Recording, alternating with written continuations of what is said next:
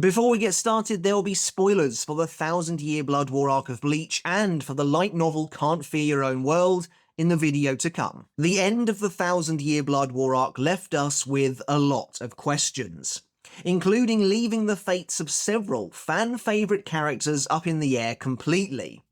Despite the epilogue doing its best to close the book on Bleach, showing us where much of the cast ended up in the decade following the war, there were some characters who disappeared completely. Perhaps the most egregious example of this is Kisuke Urahara, last seen in chapter 666 as he falls unconscious as a result of his battle with Askin Naklavar. Despite being one of Bleach's most influential and iconic characters, Kisuke's fate is never confirmed on screen during the source material's original run. Instead, he's left to collapse in a puddle of blood and is never seen again.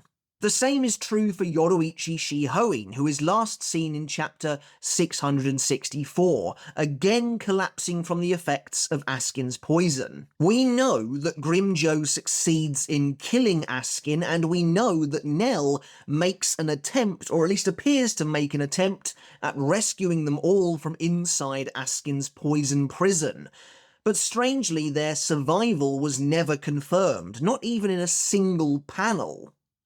That is at least until the light novel Can't Fear Your Own World. While the epilogue of the 1,000-Year Blood War arc truly does do its best with the limited space it has, with chapters 685 and 686 taking the story into the far-flung future in an exciting twist, it could be said that the true epilogue is found in the light novels, which act as a direct continuation of the 1,000-Year Blood War arc, giving us the immediate aftermath to the lengthy battle that I always wanted. There's no doubt about it, it's very jarring going from Ichigo cutting Yhwach in half to immediately skipping 10 years ahead. And in fact, I still hope that the anime brings this time period between Ichigo finishing Yhwach off and the 10-year time skip to life, and expands on it, at the very least showing us what becomes of more of the cast. Even if the anime doesn't ever get round to adapting Can't Fear Your Own World, I would at the very least love for them to adapt the prologue of Can't Fear Your Own World, which really does tie up a lot of the loose ends. So while we don't know what happened to Urahara and Yoruichi in the source material itself, thankfully Can't Fear Your Own World not only reveals their ultimate fate, but includes them both in a big way in the events to come. Plus, there's also the Hell chapter now as well to contend with, which actually confirms the survival of one of these characters in manga form, so let's take a look. However, before we get started on the video, guys, if you enjoyed this video, make sure to hit subscribe, as it really does help to support me and the channel. So, before we get to any of that, where did we leave both Kisuke and Yoruichi in the 1,000-Year Blood War arc? Well, both characters were involved in the final showdown in the Quincy's floating fortress of Varvelt, as the Shinigami and their allies invaded Yhwach's new stronghold. While Kisuke was initially travelling with the main Gotei 13 group, even coming into contact with Gerard Valkyrie at the foot of Varvelt's main staircase, Yoruichi arrived in Varvelt as part of Ichigo's team instead. Yoruichi, however, mysteriously disappears before the gang splits up in search of both Askin and Grimmjow, who have both taken off amidst the chaos. When Ichigo is later defeated, surprisingly by Askin, who then quickly subdues both Chad and Orihime as well, Yoruichi arrives to rescue them all from the Sternritter. With Ichigo, Chad, and Orihime now heading into the main fortress itself, Yoruichi stays behind to battle Askin, revealing a new Shunko technique and blasting the Sternritter with a massive torrent of electricity. Yoruichi receives some unexpected aid in the form of her younger brother Yushiro, who bombards Askin with an explosive, fiery Shunko of his own. However, Askin manages to get the better of them both, becoming immune to Yushiro's attacks before impaling the boy with several arrows. Yoruichi is defeated too, with Askin successfully poisoning her with a gift ball off-screen. At this point, sensing Yoruichi's faltering Reiatsu, Kisuke arrives, having left the main Gotei 13 group behind to deal with Gerard themselves. Kisuke forcibly activates Yoruichi's Shunryo Kokubyo Senki form, transforming her into a lightning cat and enabling her to overpower Askin, temporarily providing her with the antidote to the poison now coursing through her. While Yoruichi is successful in bringing Askin down, the Sternritter activates his holy form in response, imprisoning both Kisuke and Yoruichi inside a massive dome called the Gift Ball Deluxe. I suppose it's more accurately a sphere, as it does cover the entire area. At the same time, Kisuke's antidote has now begun to wear off, leaving Yoruichi sickly and weakened, while still in her Kokubyo Senki form. This is the last time we ever see Yoruichi in the source material. Well, to be more specific, this panel is the last time we ever see her, which, after everything we've been through with this character, feels a little insulting to her, to be totally honest. But with Askin's Volston dish now active, Kisuke is forced to the edge in order to counter him, even going so far as to release his bankai in response. Using his bankai, Kanon Biraki Benehime Aratame, which can restructure anything it touches, Kisuke creates a secret pathway into the Gift Ball Deluxe, giving Grimjo the opportunity he needed to slip into a portal and reappear behind Askin, punching through the Sternritter's back and ripping out his heart in the process. With Askin seemingly defeated, Grimjo notes that he has now fulfilled his end of the mysterious contract he made with Kisuke towards the start of the arc. We still don't know what Grimjo's actually getting out of this contract. I assume Kisuke did something along the lines of promising him a battle with Ichigo. Suddenly, however, the poison within the Gift Ball Deluxe intensifies massively as the toxic sphere begins to go haywire, forcing even Grimjo to his knees. With his dying breath, Askin reveals that the lock he placed on his own power out of fear can no longer be contained, releasing the full extent of the death dealing. Kisuke vomits blood, collapsing onto one hand as even his bankai crumbles behind him, the involuntary release of a bankai signalling that one is near death. With blood pouring from his stitches and streaming down his face, Kisuke muses that he's about done, leaving the fate of the world to Ichigo and randomly Rukia as well, before falling unconscious face first into a puddle of blood. And that is the very last time we ever see Kisuke Urahara in the source material. It doesn't look good, that's for sure. There is hope, however. Outside the Gift Ball Deluxe, Nell looks on as one of the outcomes Kisuke predicted unfolds before her very eyes. Scoping out the small entrance that Kisuke left her with his bankai, Nell blasts towards the scene, rocketing into the poison dome, intent on rescuing everyone inside. And that's it. We never learn what happened to any of these characters. Like I said, I wish Kubo had dedicated even a single page to the Urahara shop in the epilogue, revealing Kisuke and Yoruichi's fates, and maybe a single page of Waco Mundo as well to show us Grimjo and Nell, but sadly it just didn't happen. So, for a few years, we were left wondering if any of them made it out or not. Considering the overall prominence of the Urahara shop in the story throughout the years, the answer is almost certainly yes. But also on the flip side of that, I'm really surprised it never made one final appearance. So, what becomes of both Kisuke and Yoruichi after this moment? Well, let's take a look at what happens in Can't Fear Your Own World to see what answers it provides. The two prologues of Can't Fear Your Own World deal with the aftermath of the war, and while neither Kisuke nor Yoruichi are actually physically present here, Kisuke's fate, at the very least, is confirmed. Well, for starters, Nell shows up in the royal palace, having rescued Harabel from the dungeons of Varvelt, and crucially, Grimjo is also with her, meaning she got him out of the Gift Ball Deluxe before he died.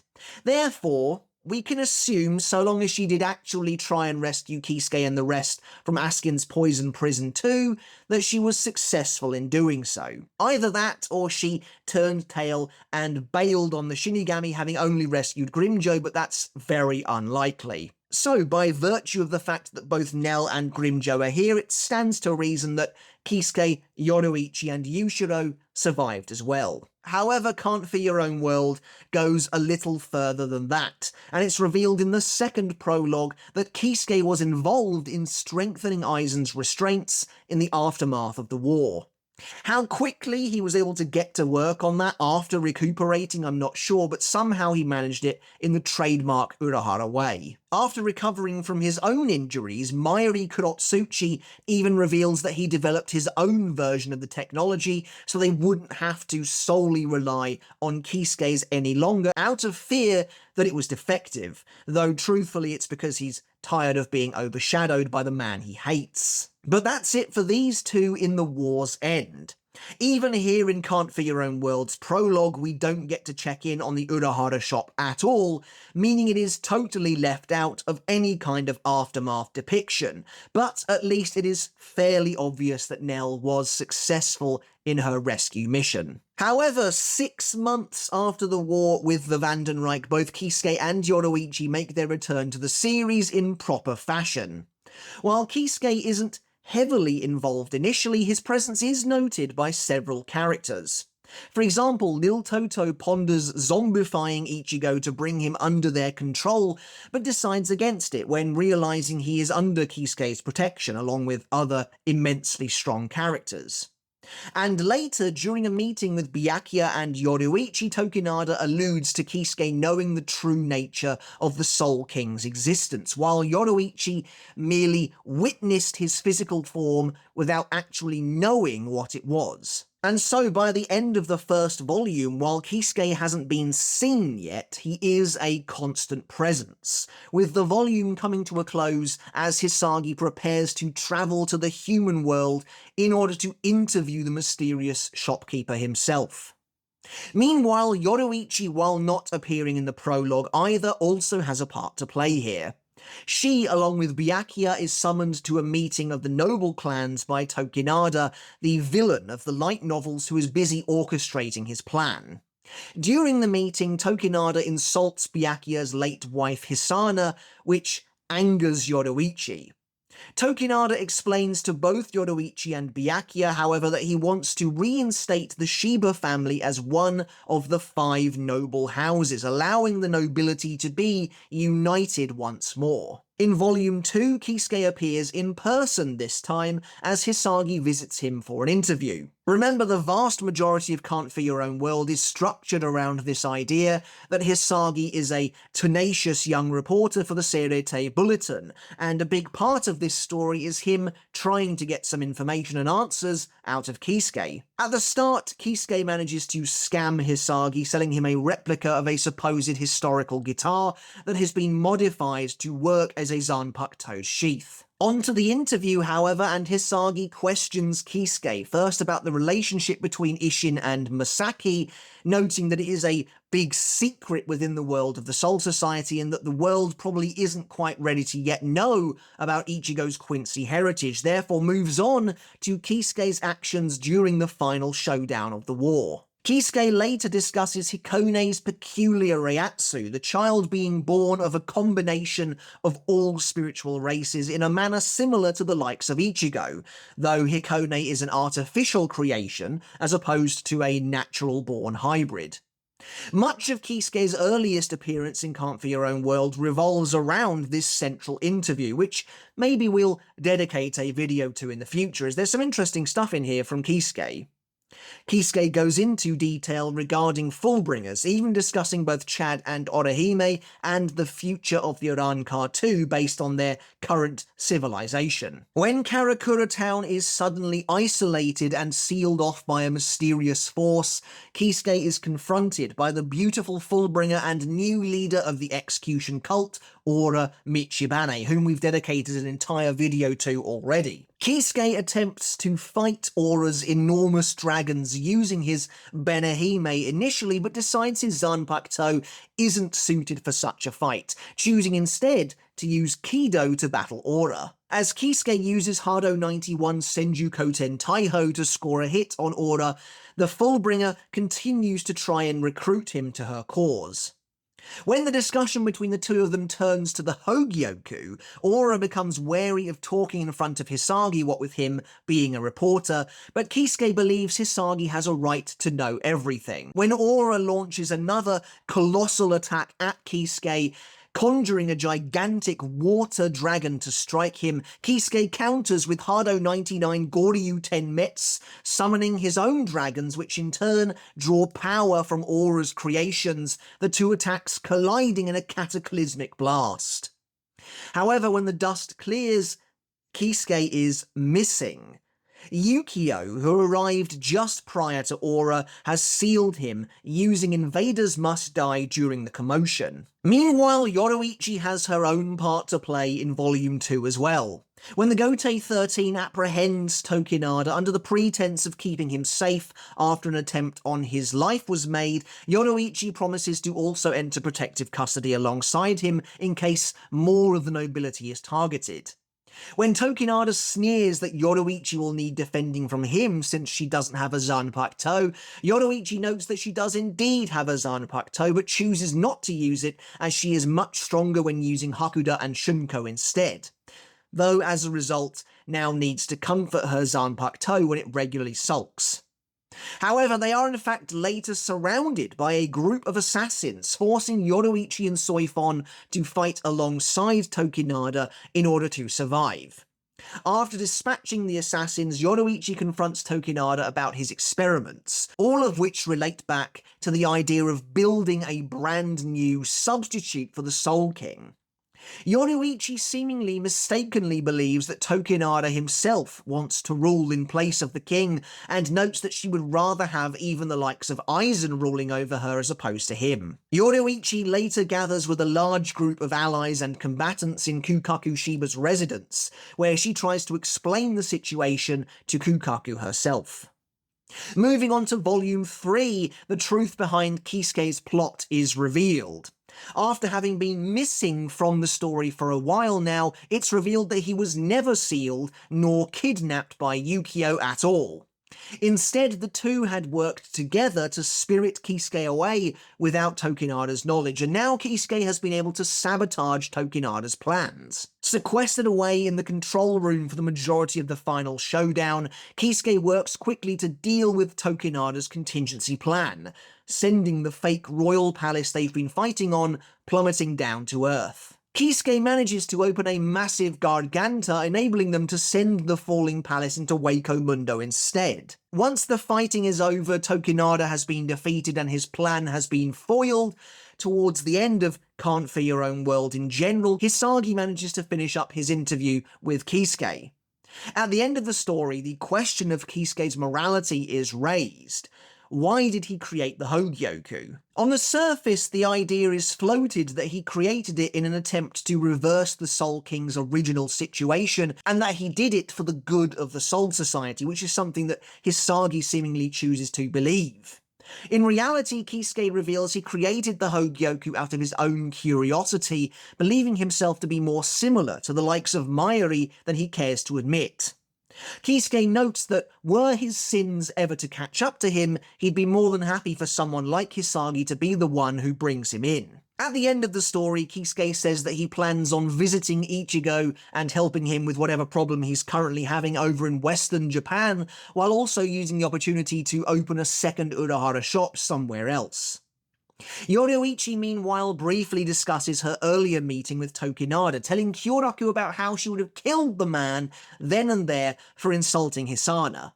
Later, Yoruichi is actively involved in the showdown with Tokinada himself, attempting to kick the villainous noble. Upon having her legs slashed in response, Yoruichi realizes she suddenly feels a lot heavier, and when she tries to strike Tokinada again, he defends against her using a wave of petals, allowing the allied forces to realize that Enra Kyoten is mimicking Zanpakuto abilities. As the battle continues, Tokinada even goes so far as to land a hit on Yoruichi while using the power of Suzumebachi, generating a homunca mark upon her body.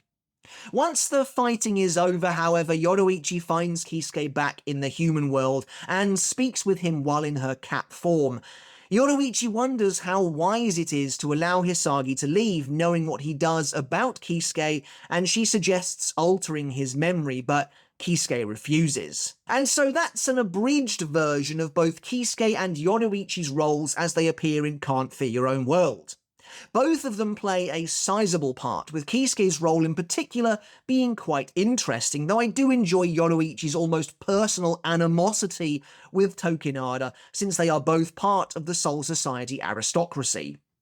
Make sure to check out some of my other videos on Can't Fear Your Own World if you're interested in learning more about the light novels, which you can find in my light novel playlist. And then, of course, there's also the Hell chapter, which takes place at the furthest point in the Bleach timeline to date, occurring even after the time skip at the end of the 1,000-Year Blood War. While neither Kisuke nor Yoruichi make an actual physical appearance in the chapter, meaning neither of them has been seen in manga form since they disappeared in the 1,000-Year Blood War arc, Kisuke is mentioned during this chapter. Rukia and Renji note that since the war, Kisuke has vastly and rapidly made major technical leaps and bounds within the Soul Society, including even introducing TV to the Shinigami.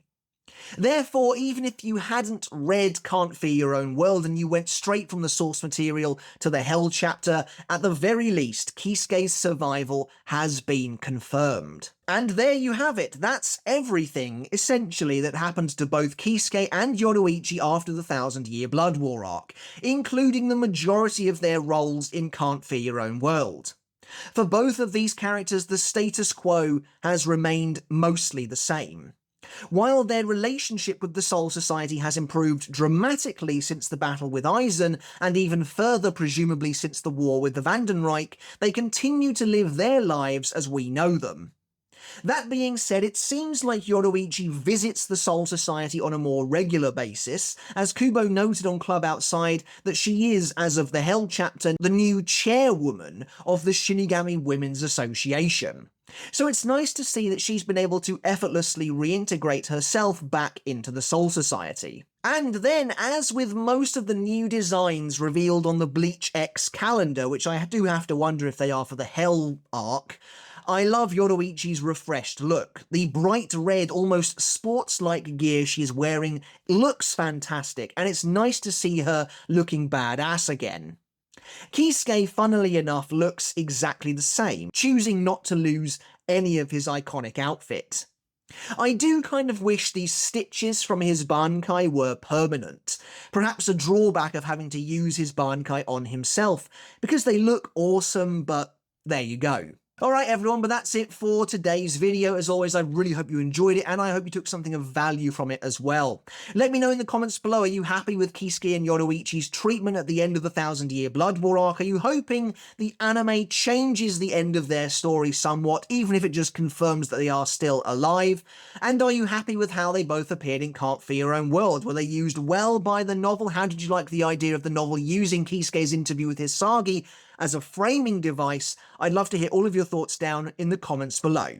And finally, what do you think of Yoruichi's seemingly new design as of the Bleach X calendar? Do please let me know all of your thoughts in the comments. As always, I want to end the video by saying a massive thank you and giving a huge shout out to my wonderful supporters over on Patreon, without whom I simply wouldn't be able to do this. If you like what I do here over on YouTube and you too want to support me that extra step further, thank you. By supporting me at the $1 a month tier, you can get your name in the credits of every single video just like this, and by supporting me at the $2 a month tier or higher, you can get every single video I release absolutely free of baked-in YouTube ads. Alright guys, that's it for the video. Once again, I really hope you enjoyed it, and until next time, I'll catch you later, and I'll see you then.